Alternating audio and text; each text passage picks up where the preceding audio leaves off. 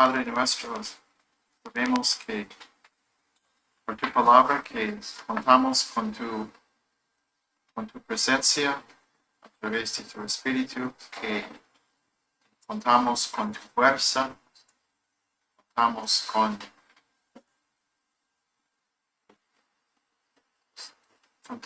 con la manera en que tú nos comunicas la verdad a través de la palabra inspirada. Ayúdanos, Señor, en esta noche. Estamos viendo una parte importante, pero sabemos que tenemos nuestros límites y nuestras debilidades en entender, pero te ruego que tú nos ayudes a trabajar juntos y escuchar lo que tú tienes para nosotros. Te ruego esto en el nombre de Jesús. Estamos en un capítulo en que se trata del tema de la función y misión del profeta. Y es un capítulo en que yo hice entrar muchas cosas y quizás no todos son tan relacionados con la función y misión, pero es todo relacionado. Así que ahora el tema del Espíritu Santo y la profecía, que bien yo podría haber puesto esto en el primer capítulo también, pero bueno, está aquí y vamos a hablar entonces del Espíritu Santo, no tanto como nos tocaría en una clase dogmática sobre teología propia o la Trinidad, pero vamos a considerar algunos aspectos de la obra del Espíritu Santo en los profetas del Antiguo Testamento.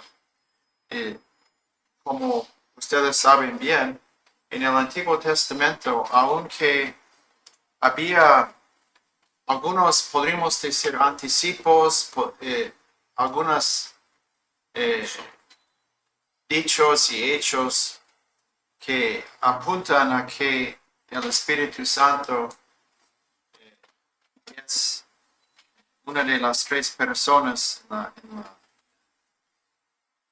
en la Trinidad, pero no había enseñanza explícita desarrollada. Pero hay algunas cosas que podemos ver y así que bueno, no estamos tratando en esta noche de comprobar la doctrina de la Trinidad, pero sí vemos que hay algunas cosas en que se ve que el Espíritu Santo no es simplemente una fuerza.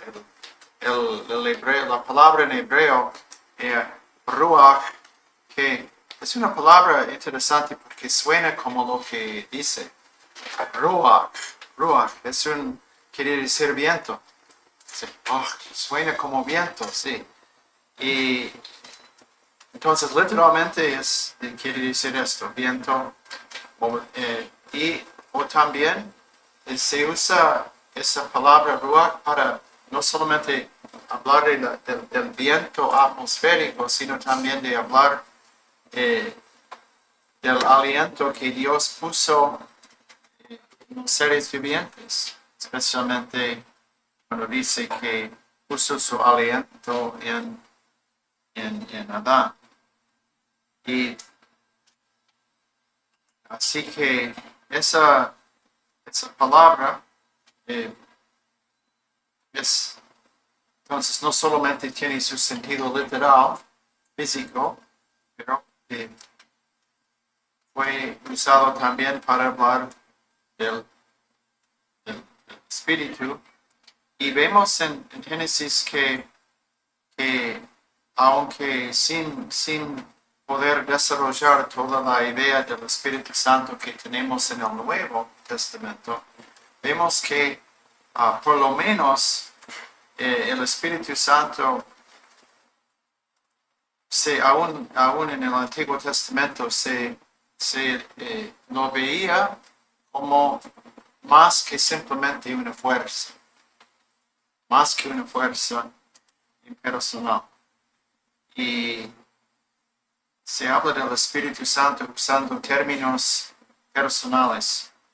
Por ejemplo, en Génesis 1:2, donde dice, es exacto, quiero ver textualmente, Génesis 1:2, el Espíritu se movía, ¿cómo es?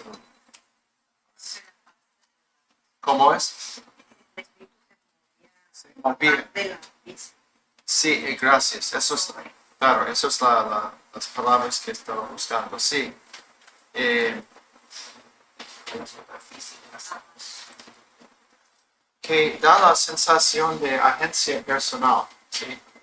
Que no simplemente que se movía al azar, sino que algo de intencionalidad. Y también dice en Salmo 104:30, dice, tú envías tu espíritu. Deme, dice Eliseo, lo dice a Elías, deme una doble porción del espíritu. Ezequiel habla del espíritu como más que una fuerza, sino algo con agencia personal. Si el espíritu me elevó en Ezequiel.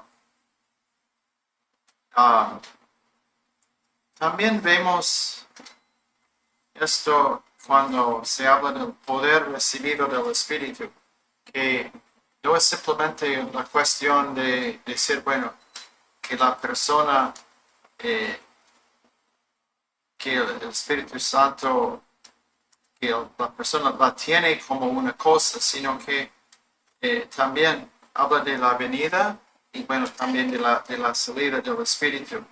El Espíritu Santo viene sobre y también deja. Entonces tenemos puse algunos ejemplos. Vamos a ver primero Samuel 16, versículos 13 y 14.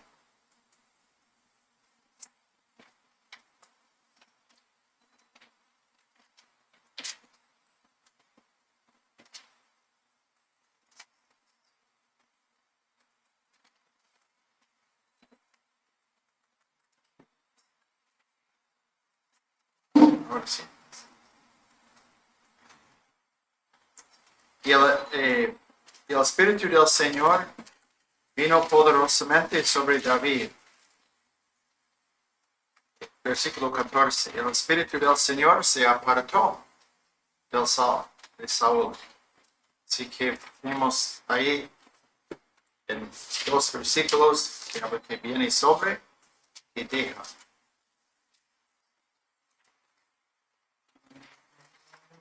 Otra evidencia de la personalidad del Espíritu es que el Espíritu Santo, cuando obra en una persona, produce efectos personales. Si simplemente fue una fuerza, produciría efectos quizás físicos, pero no efectos personales. La causa tiene que ser adecuada al efecto que produce.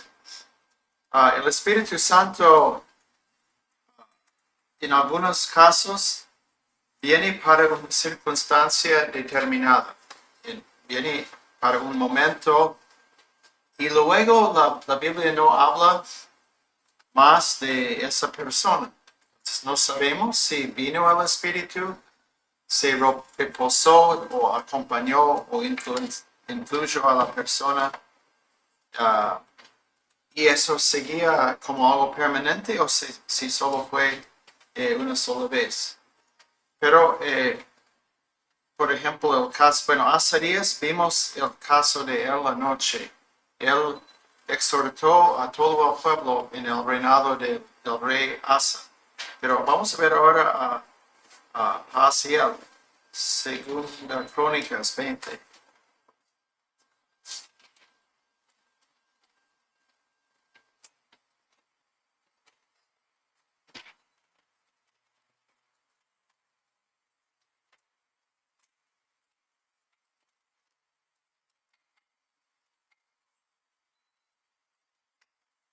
Versículo 20, 14.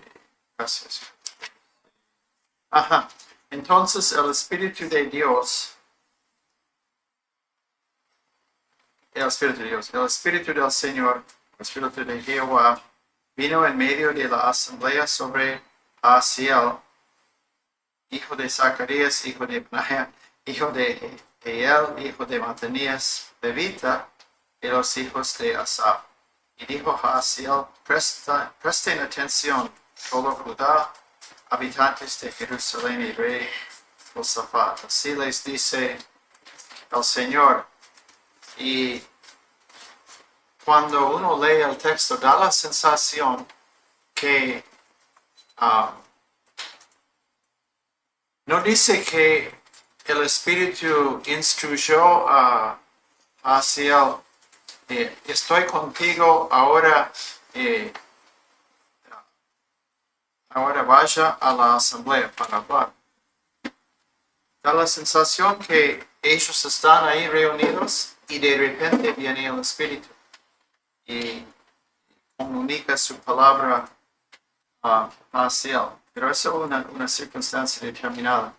También tenemos otros textos que hablan de un poder continuo y quizás aún permanente del Espíritu sobre las personas.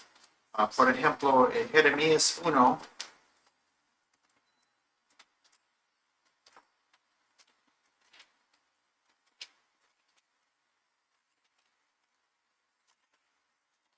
uno, 4. Vino a mí la palabra del Señor, y ahí se habla de una obra que comienza antes del nacimiento. Antes que te formara en el seno materno te conocí. Antes que nacieras te consagré, te puse por profeta a las naciones. Pero luego responde Jeremías. Pero en versículo 8 vemos la promesa de Jehová. No tengas temor ante ellos, porque contigo estoy para librarte. Eso habla de algo de largo plazo. Y sobre la obra del Espíritu en la profecía, vemos varios aspectos de esto. Y los textos, números 11, eso es donde habla de los 70 ancianos. Eso fue obra del Espíritu, y lo dice específicamente. Y Miqueas, voy a tachar 1 Samuel 10, 1 al 3, porque eso sería para otra cosa. Pero voy a poner en su lugar Miqueas 3, 8. Bueno, 1 Samuel 19, esto vimos anoche también. De una de las dos veces cuando profetizó Saúl. En Miqueas 3, 8,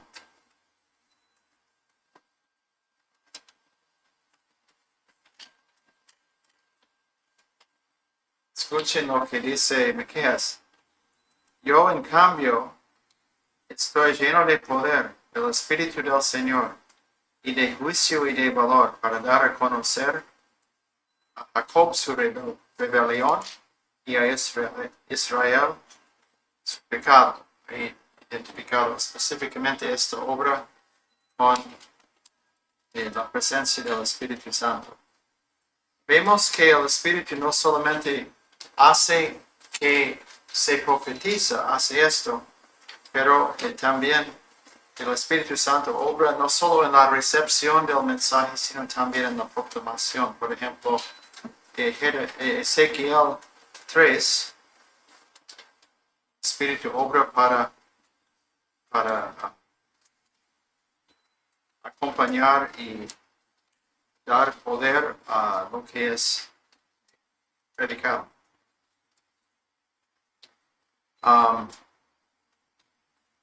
Puse 4, no vamos a leer todos los versículos.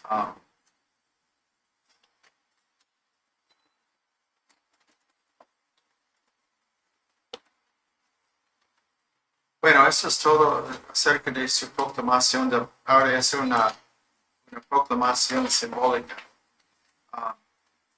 Creo que voy a, no sé, bueno, está bien, pero no sé si es mejor ejemplo. Sí.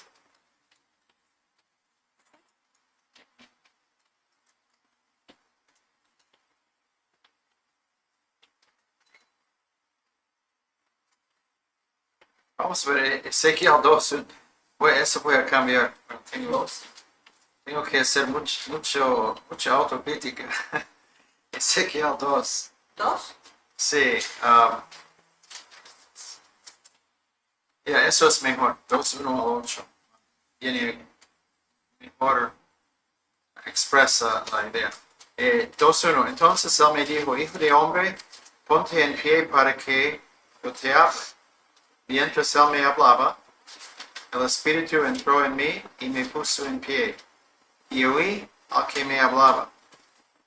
Entonces ahí tenemos la parte de donde el Espíritu lo capacita y revela lo que va a decir. En versículo 3, entonces me dijo, hijo de hombre, te envío a los israelitas a una nación de rebeldes que se ha rebelado contra mí. Ellos y sus padres se han levantado contra mí hasta este mismo día. A los hijos de duro semblante y corazón empedernido, a quienes te envío, les dirás, así dice el Señor Dios, tal vez escuchen o dejen de escuchar, porque son una casa rebelde y sabrán que un profeta ha estado entre ellos. Bueno, y sigue hablando en el mismo tenor Dios a Ezequiel. Entonces el Espíritu está no solo en revelar, sino en proclamar, y el Espíritu también está en la recepción del mensaje de parte del profeta.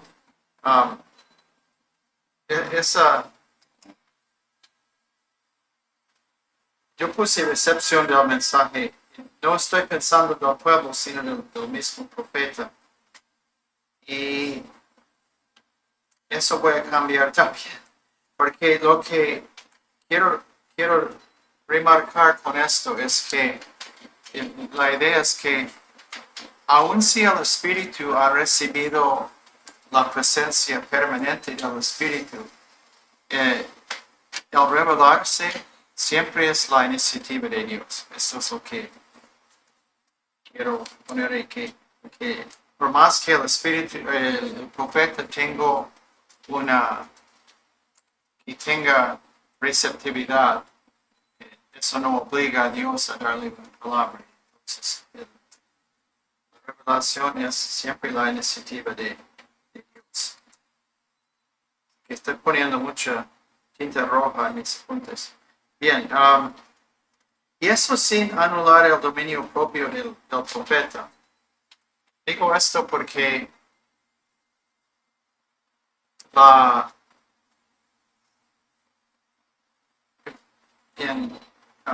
hoy no, porque mañana vamos a ver que hay distintas clases de oráculos proféticos y que algunos llegan dictados directamente.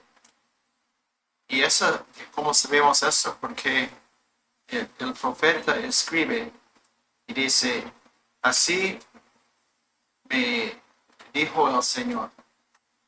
Entonces, y lo reproduce textualmente. Luego, tenemos, especialmente en los profetas más largos, como Jeremías y Isaías, donde no está el prefacio de así me dijo el Señor, sino que son capítulos, hasta capítulos enteros, donde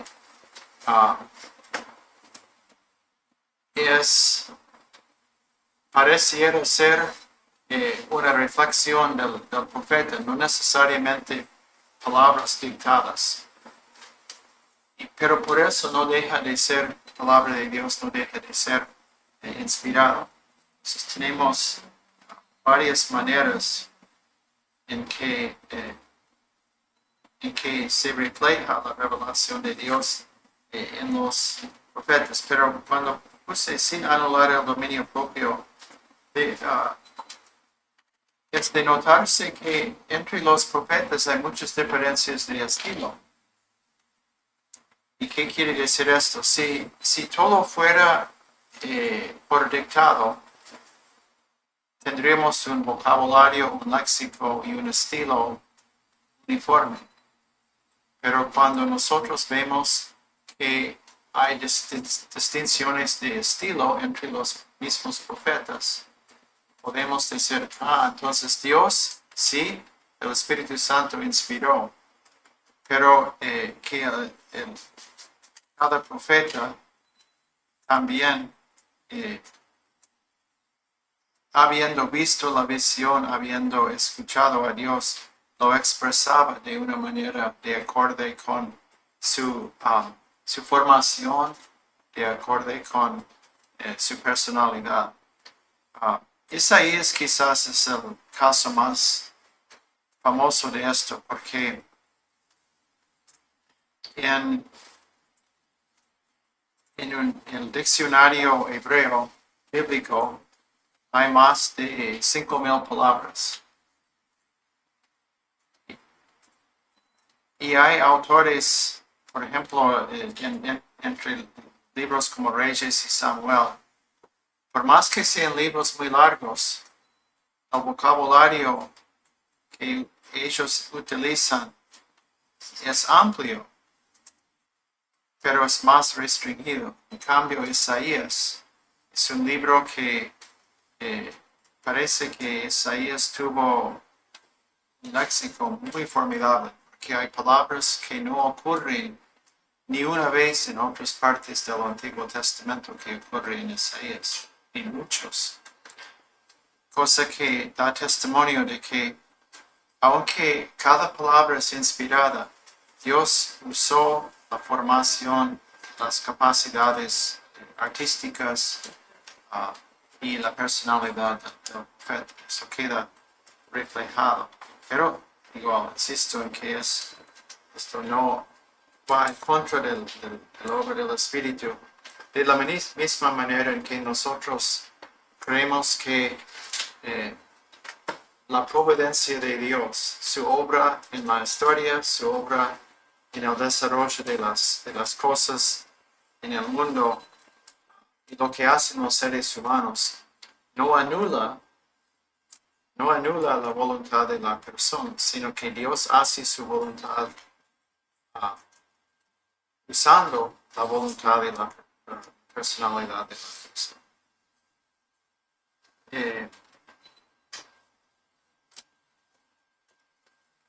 La obra, podemos decir, ad extra del Espíritu. Eso quiere, cuando se usa esto en los estudios bíblicos, simplemente diciendo que cosas que el Espíritu dice que no podría saberse de otra manera. Entonces, tenemos una profecía interesante en 1 Reyes 13, 1 y 2, que ocurre una profecía que ocurre siglos antes de su cumplimiento. 1 Reyes 13.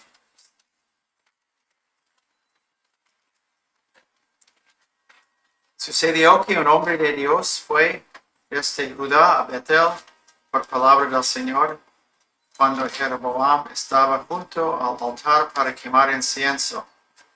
El hombre de Dios clamó contra el altar por palabra del Señor y dijo: oh altar, altar, así dice el Señor, a la casa de David le nacerá un hijo, se llamará Josías, y él sacrificará sobre ti a los sacerdotes de los lugares altos que queman incienso sobre ti.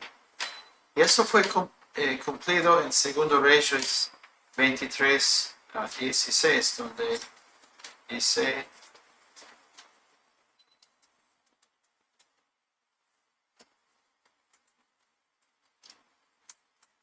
bueno, ahí se habla de la destrucción de los lugares idólatras bajo las reformas que hizo el rey Josías. En el versículo 16 dice, al regresar, Josías vio los sepulcros que estaban allí en el monte y envió a recoger los huesos de los sepulcros y los quemó sobre el altar profanándolo conforme a la palabra del Señor que había proclamado al hombre de Dios que había anunciado estas cosas. Entonces, es un cumplimiento de la profecía. Pero tenemos otro ejemplo, el ejemplo de que Isaías nombra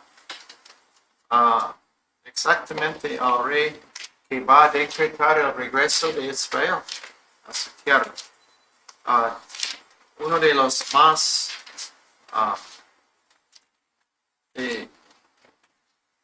las predicciones más maravillosas en cuanto a su detalle son las profecías en Daniel 10 y 11, donde el ángel le revela a Daniel los movimientos de una sucesión de reyes a partir de los tiempos de Alejandro Magno hasta el tiempo de los Macabeos. Impresionante. Describe punto por punto las intrigas, las guerras, las victorias y las pérdidas. Es muy detallado, pero fue dado antes. Fue dado, sería como 300 años antes de que ocurriesen las cosas. Bueno, segundo Crónica, puntos E y F estaba viéndolos hoy. Y eso, sáquenlos porque uno vimos anoche y otro, los otros tienen que estar en otra parte. Bien, ahora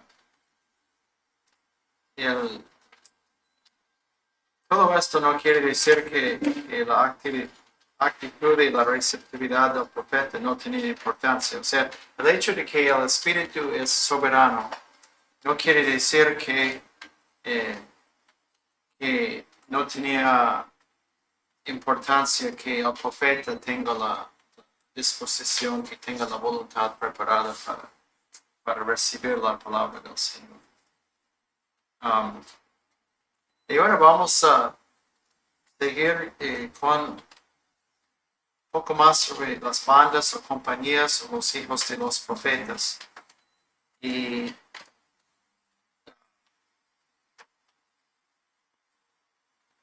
algunos puntos. ¿Por qué existían esos grupos? Y leemos de ellos en Samuel. Leemos de ellos en Reyes.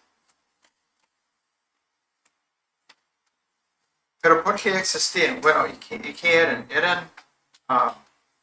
Eran hombres que no tenemos muchos detalles, pero que por lo menos se juntaban con frecuencia y por lo menos en algunas épocas que hasta compartían vivienda. Y ellos se juntaban generalmente alrededor de alguna personalidad profética, que sería, de eso voy a hablar en un momento. Pero quiero hablar por qué existían esos grupos. Bueno, no era para reemplazar al templo, primero. No fue para ejercer una función sacerdotal. No era para enriquecerse. No tenemos evidencia que alguien les pagaba. Y tenemos la historia de un grupo de profetas que viene a Eliseo y dicen, nuestro lugar es muy estrecho.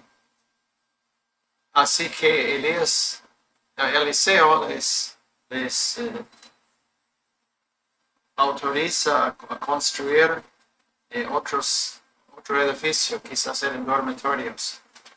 Y es ahí donde uno de ellos pierde una hacha prestada, cae en el agua. Entonces, por eso digo que no eran, si ellos hubieran sido ricos, no estarían pidiendo prestado hachas.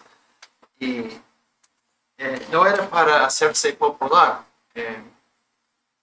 Cuando leemos en el Antiguo Testamento, parece que los profetas, bueno, los llamados profetas populares, eran los que se juntaban en torno a los altares falsos y que profetizaba dando profecías que favorecía a los que les daba dinero. Entonces, ninguna de esas cosas, no podemos decir que esos no eran características de las escuelas proféticas. Y como comenté anoche, surge esos movimientos en los tiempos peores de Israel, justamente cuando las cosas son más oscuras, que esos hombres se encuentran juntándose en grupos de profetas. Y mencioné que parecen funcionar más en los tiempos de grandes figuras como Samuel y otra vez durante el ministerio de Eliseo. Podría haber sido grupos de profetas en otros tiempos. O sea, el hecho de que la Biblia no dice que estaban no quiere decir que no existían, pero la énfasis bíblica está en lo que ellos hicieron en los tiempos de Samuel y Eliseo. Primero, un ejemplo de estos. Segundo Reyes 2.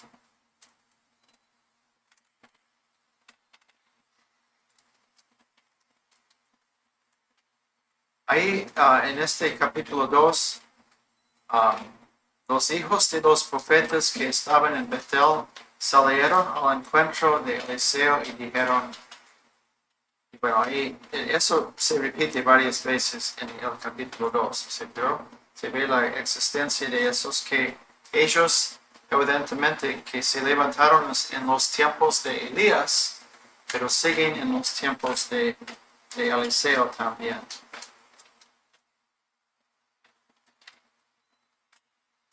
Algunas de las cosas, faltando mayor información, sabemos, bueno, es algunos datos que tenemos es el encuentro de Saúl con los profetas en 1 Samuel 10, que vimos, creo que lo mencioné la primera noche y lo vimos un poco más la noche, cuando ellos estaban bajándose, dice, profetizando y tocando sus instrumentos.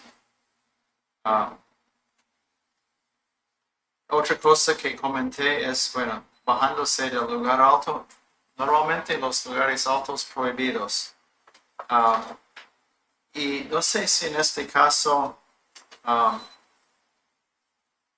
es lo que, no sé cómo decirlo, bueno, la teoría que yo mencioné anoche es algo que creo que fue el profesor Young que sugirió esto, que diciendo que como no estaba funcionando el tabernáculo, el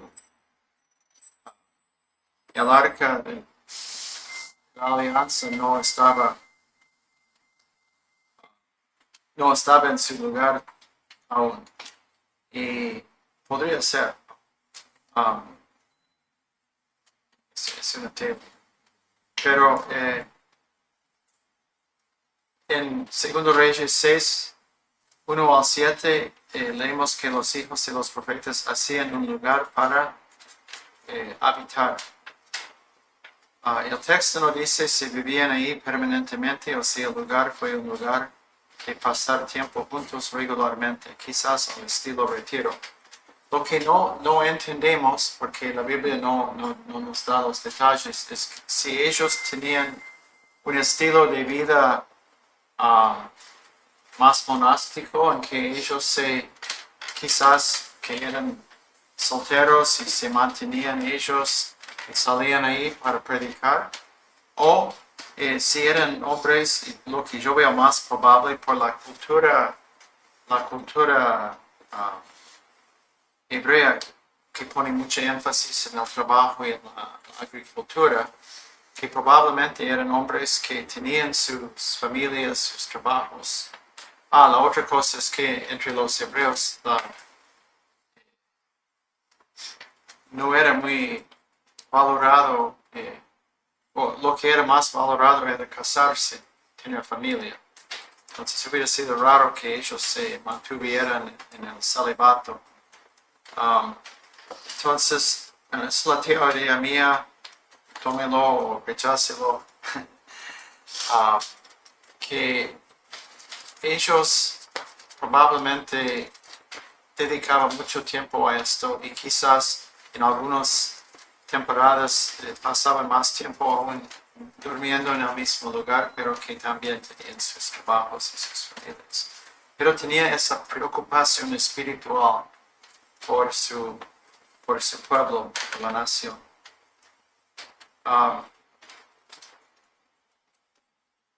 El punto que sigue creo que es importante. Samuel dice que Saúl los encontraron.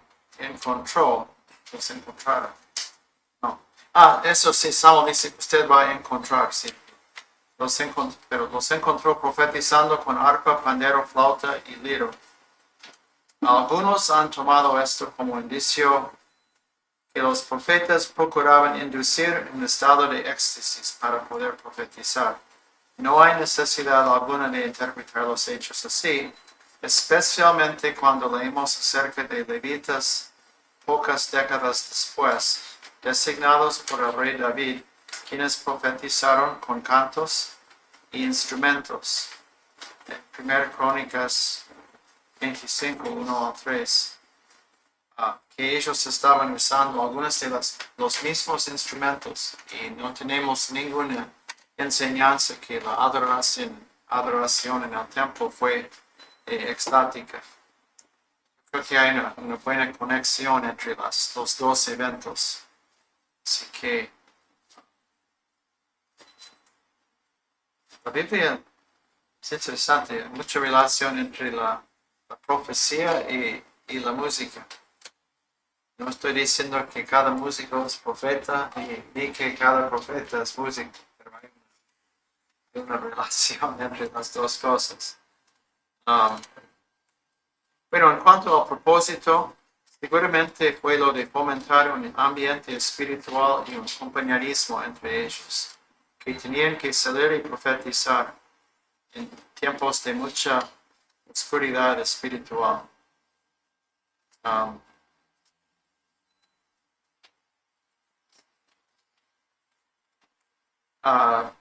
Otro punto, la función de ellos vemos en parte en el texto de Samuel.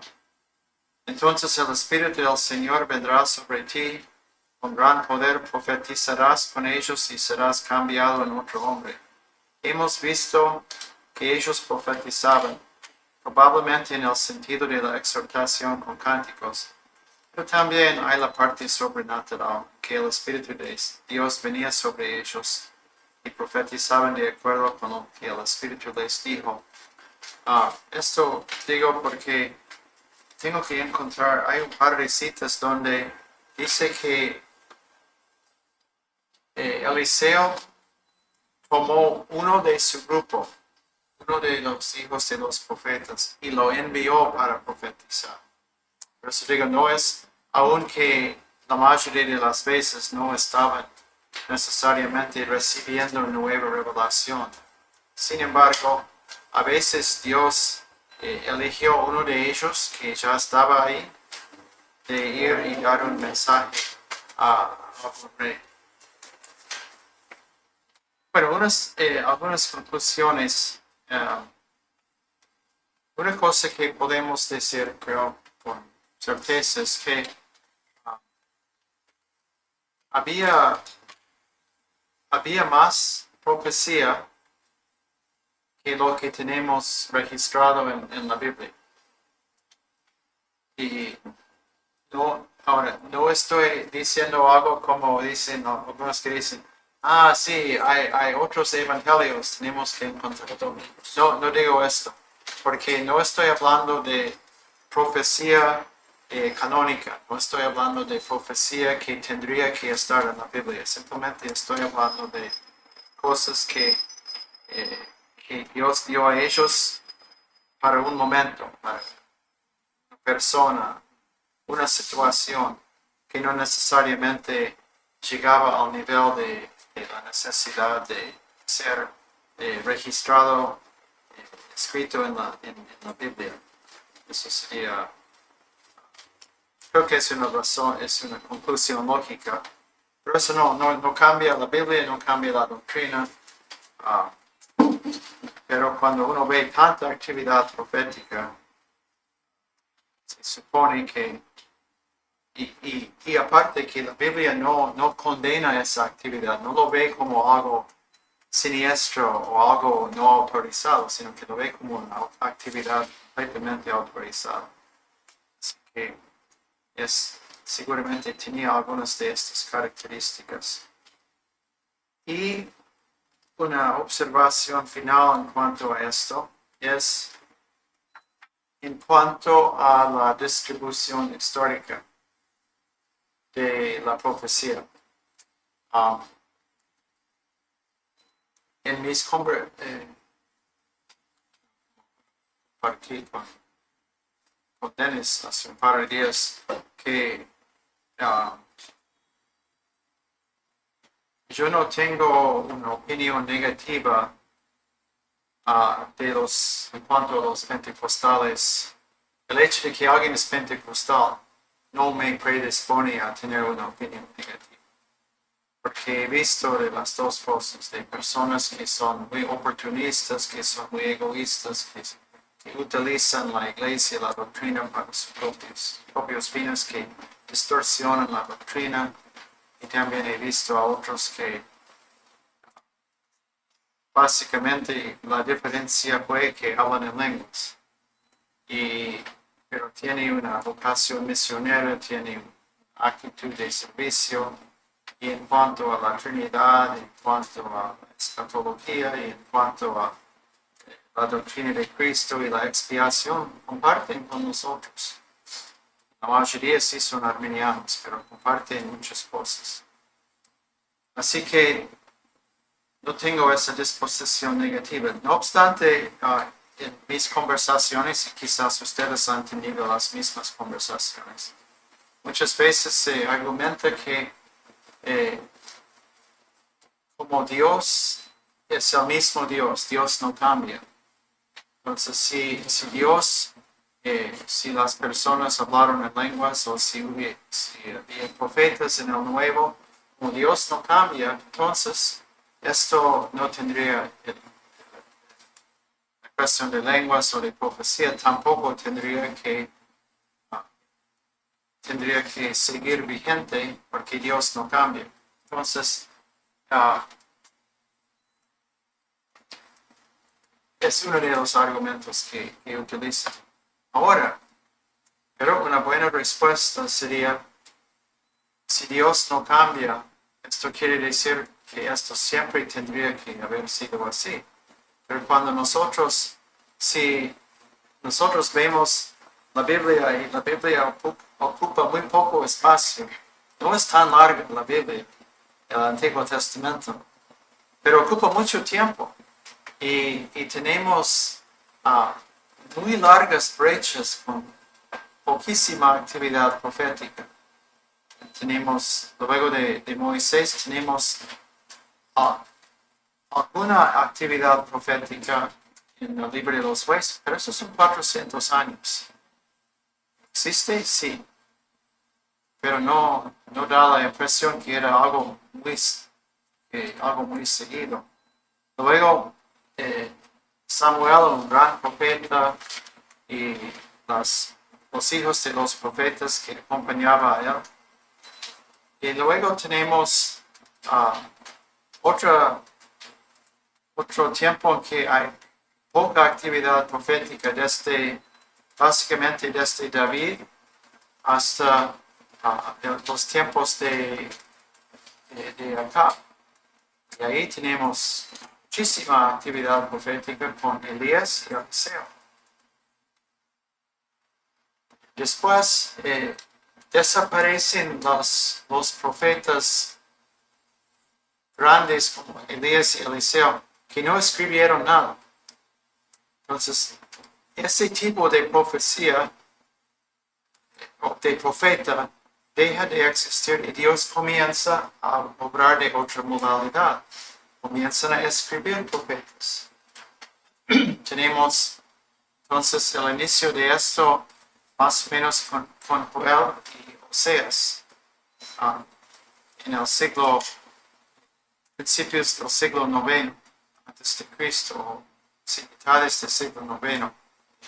Y esto sigue, y llegamos a Malaquías, y después de Malaquías tenemos 400 años de silencio profético, hasta Juan el Bautista. Entonces, si el argumento es que como Dios no cambia, siempre tiene que haber profetas, la Biblia misma desmiente esa idea, porque la misma Biblia no muestra que siempre ha habido una abundancia de actividad profética. Así que eso una conclusión interesante que yo vi viendo el tema de la frecuencia de la profecía en el Antiguo Testamento. Hay como olas de auge que merman y luego suben. Bueno, eso depende totalmente de la soberanía de Dios. Y Dios no cambia, los propósitos de Dios no cambian. Pero las maneras de obrar de Dios han cambiado mucho. Dios, según su plan, Él siendo lo mismo, Él siendo el Dios eterno, pero Él no siempre obra con el hombre de la misma manera. Y eso vemos en el Antiguo Testamento. Bueno, vamos a tomar un descanso ahora.